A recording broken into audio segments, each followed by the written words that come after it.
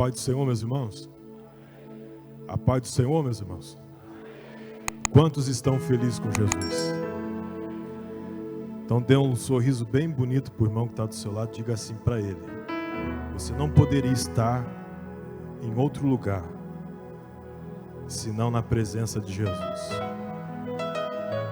Glória a Deus. Abra sua Bíblia comigo. Evangelho escrito pelo Dr. Lucas, capítulo de número 7, verso de número 11. E enquanto você procura, eu quero aqui louvar a Deus por essa rica oportunidade de poder estar aqui nessa linda igreja, presidida pelo meu amigo, pastor Vomila Lana, também com o pastor Adilson. Obrigado, pastor, pelo convite. Ontem estivemos aqui em uma linda reunião de obreiros e o pastor nos convidou para estar aqui com os irmãos. Eu fico muito feliz, trago o abraço da minha igreja Assembleia de Deus lá de Xanxerê, do meu pastor presidente, pastor Holliston da Rosa, e peço as orações dos irmãos. Quem vai me ajudar a pregar aí? Deixa eu ver. Irmão, tem gente que vem na igreja como espectador, mas tem outros que vêm como adorador. E o milagre acontece quando você menos espera. As coisas de Deus se revelam quando você menos espera. Quanto mais você se entrega, mais Jesus ele te aconchega, ele te acolhe, ele te abraça. Amém? Lucas 7:11 diz assim, na minha tradução: em dia subsequente, dirigia-se Jesus a uma cidade chamada Naim.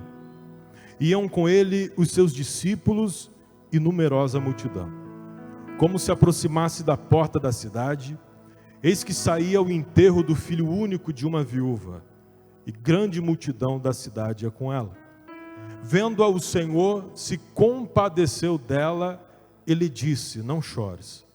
Chegando-se, tocou o esquife, e parando os que o conduziam, disse: jovem, eu te mando, levanta e anda. Sentou-se o que estivera morto e passou a falar. E Jesus o restituiu à sua mãe. Todos ficaram possuídos de temor e glorificaram a Deus, dizendo: grande profeta se levantou entre nós, e Deus visitou o seu povo. Amém? Podem se assentar em nome de Jesus.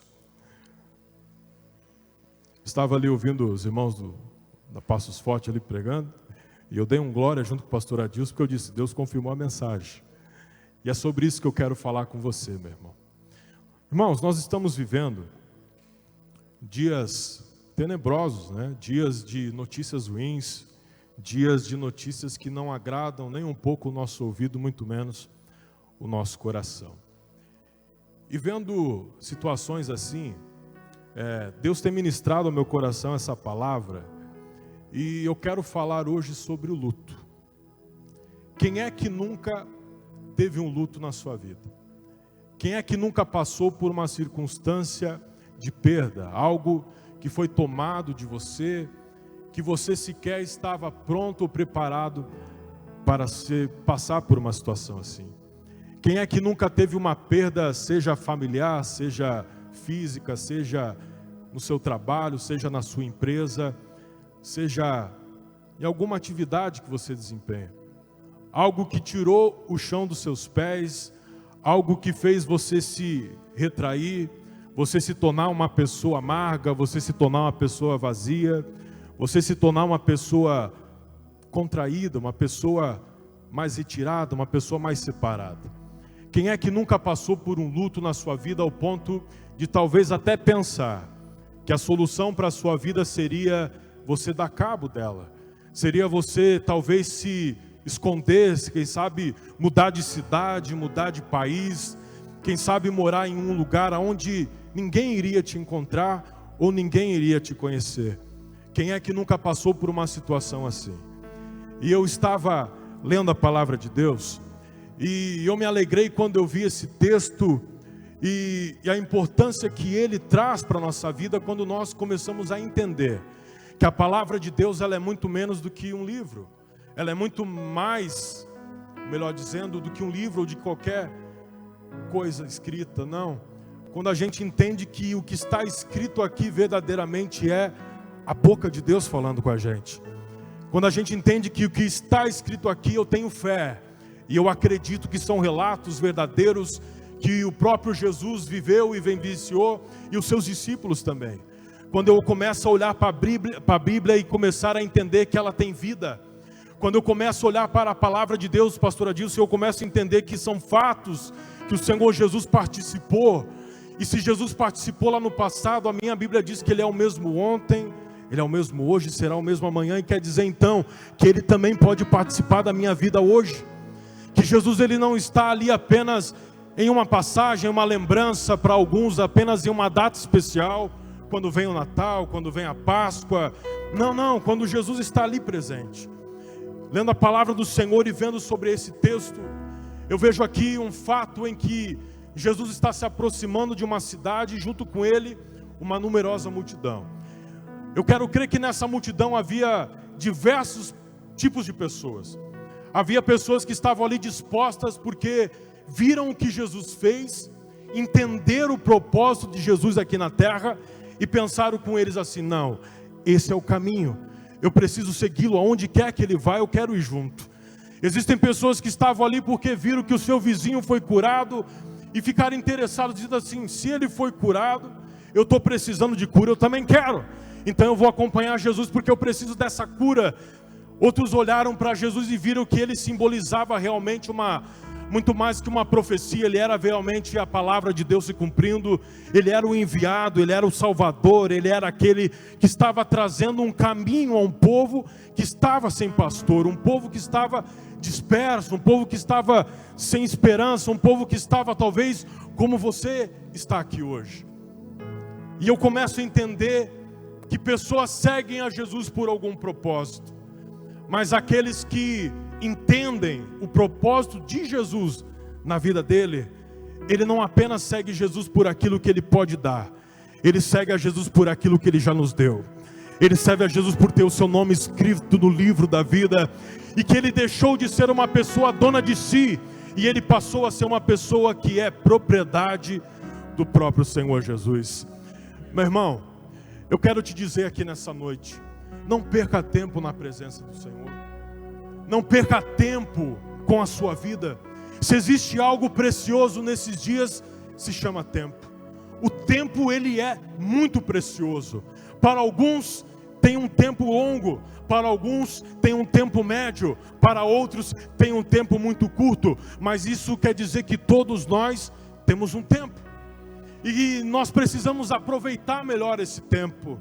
O tempo de estarmos com quem nós amamos, o tempo de estarmos fazendo o que gostamos, o tempo de estar em companhias que realmente acrescentam algo na nossa vida, e o melhor tempo, que é estar em todo o tempo na presença do Senhor Jesus. Esse povo estava seguindo Jesus, uma multidão alegre. Por quê? Porque eles estavam com Jesus.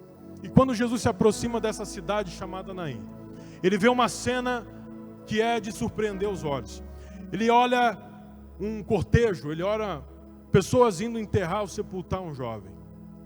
Ele olha uma mãe chorando, ele olha um morto sendo carregado, e ele olha outra multidão que seguia aquele rapaz. Eu acredito que esse menino, ele era uma pessoa boa, porque tem pessoas que são tão amargas, tão difíceis, que às vezes nem no velório parece que aparece alguém. Você já viu aquele velório que não tem ninguém? Sabe por quê? Porque a pessoa talvez não deixou um legado bacana. Ela deixou alguma história difícil. Mas esse menino não. Eu quero crer, pastor Adilson, que esse menino era alguém bacana, alguém que era doado, alguém que era querido por aquela comunidade. Ao ponto de as pessoas estarem ali, juntamente com ele e juntamente com a sua mãe, nesse momento final.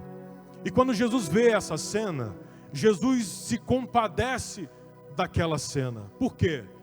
Porque é incompatível com Jesus, meu irmão, olhar para a morte, olhar para pessoas tristes, olhar para pessoas sem esperança e não fazer nada. É impossível Jesus estar num ambiente onde ele vê pessoas que estão necessitando de algo e não fazer nada. É impossível isso, porque isso vai contra a própria natureza de Cristo, porque ele é o autor da vida. Jesus, ele é a vida, ele é a própria vida. Então, quando ele olha aquela cena, ele se comove e vai até aquela mulher. Veja bem, ele para um cortejo. Aquele cortejo estava na porta da cidade. Grave bem, aquele cortejo estava na porta da cidade. Eles ainda não haviam saído da cidade de Naim.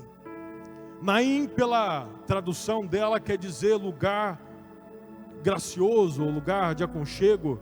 Deveria ser um lugar que transmitisse coisas boas, né? Mas não era o que estava transmitindo naquela hora. Quando Jesus olha aquela cena, a Bíblia diz que Jesus vai até aquele menino. Ele vai até aquele moço. A Bíblia diz que ele vai tocando naquele defunto e vai parando aquele cortejo.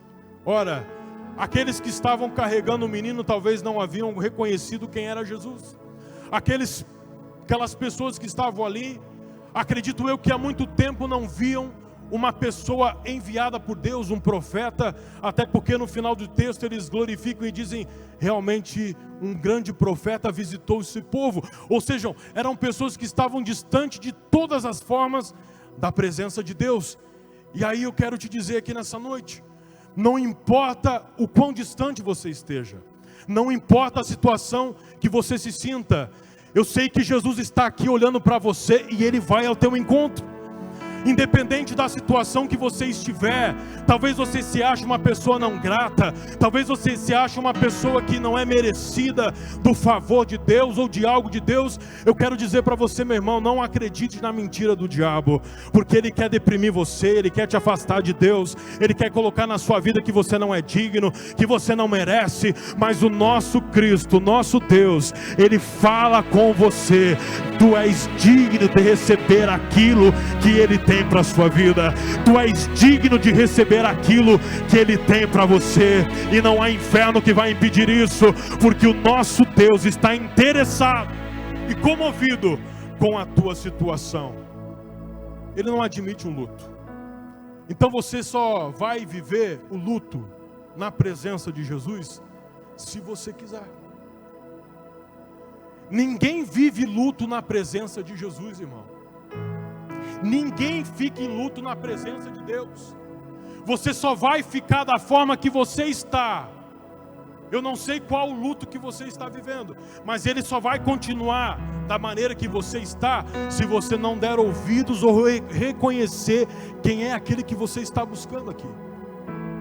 Quem é aquele que você está orando aqui. Eu quero crer que você está aqui, mas não acreditando que há uma energia, não, irmão. Eu quero que você acredite que há uma pessoa chamada Jesus, e tem o seu Santo Espírito que foi enviado por Ele para poder nos ajudar, nos convencer que Ele realmente é o Cristo. Eu quero que você esteja aqui e entenda quem é que você está servindo, e você valorize esse momento ou a pessoa que você está buscando. Não viva mais um luto na sua vida. Não viva mais um minuto sequer de luto na sua vida, porque Jesus está aqui, meu irmão. A palavra dele está sendo pregada. Jesus é vivo. Ele não está morto. Ele não está preso em um madeiro. Ele não precisa ser carregado por mãos humanas. O nosso Deus tem boca. Ele fala, Ele tem ouvidos, Ele te ouve. O nosso Deus é um Deus vivo, Ele não é um Deus morto. É por isso que nós acreditamos que Ele não está no madeiro. Nós acreditamos que Ele venceu a cruz. A morte não venceu Ele. Então, se Ele está aqui nessa noite, receba a presença dEle aí onde você está. Seja comovido pela glória de Deus. Seja comovido pelo Espírito Santo. Seja envolvido pela graça de Deus, que te move e que te convence da presença dEle aqui. Oh, aleluia. Eu já estou encerrando. Não admita luto se você é uma pessoa que acredita em Deus. O luto, ele pode vir muitas vezes para ensinar você. Ele pode vir para a sua vida para poder te dar uma lição de alguma coisa. Ele é permissivo e é bom. A gente, às vezes, quem é pai aqui ou mãe sabe Nós temos a mania de querer proteger nossos filhos, de não querer que ele se entristeça, de não querer que ele sofra, de não querer que ele sinta dor, de não querer que ele passe por um momento difícil. Tem pai aqui que se mexe com o filho dele, ele vira um leão, ela vira uma leoa, porque ela não admite. Mas, irmão, entenda, o luto é necessário. Porque se ele aconteceu, ele tinha um propósito. Mas o problema é que nós focamos mais no luto que nós estamos vivendo do que naquele que está vindo com a multidão em pé, querendo fazer alguma coisa pela nossa vida. O problema é que nós estamos focados mais na perda que nós tivemos do que naquele que nos gerou e nos produziu e que nos fez ser aqui quem nós somos. O problema é que nós temos mais ênfase de justificar as nossas dores, o nosso passado triste, aquilo que nós perdemos, do que realmente olhar para Jesus e dizer assim: Pai, a partir de agora eu quero que o Senhor ressuscite o que está morto em minha vida. Nós estamos vivendo luto e nos conformamos com o luto. Mas quando Jesus chega, meu irmão, quando Ele chega e Ele toca, Ele traz vida de novo. O que você tem enterrado na sua vida? Como é que você chegou aqui nessa noite? Você está pronto talvez para abandonar tudo, para enterrar algo na sua vida, para desistir de algum propósito? Porque pessoas falaram que você não é capaz, porque pessoas disseram... Irmão, eu não sou coach, tá? Eu não sou coach. Eu sou pregador do Evangelho. Eu estou te garantindo o que a Bíblia diz. Eu não estou aqui para motivar você, para deixar você assim aceso, aí sair ali fora e começar a murchar de novo. Não, eu quero que você saia daqui com a razão de que Jesus existe, que Ele vive e que Ele é Deus na tua vida, aqui na igreja e lá fora também. Não precisa gastar dinheiro aí com coisa de autoajuda, precisa dobrar o joelho como o pastor está convidando, precisa buscar a Deus, precisa ler a palavra.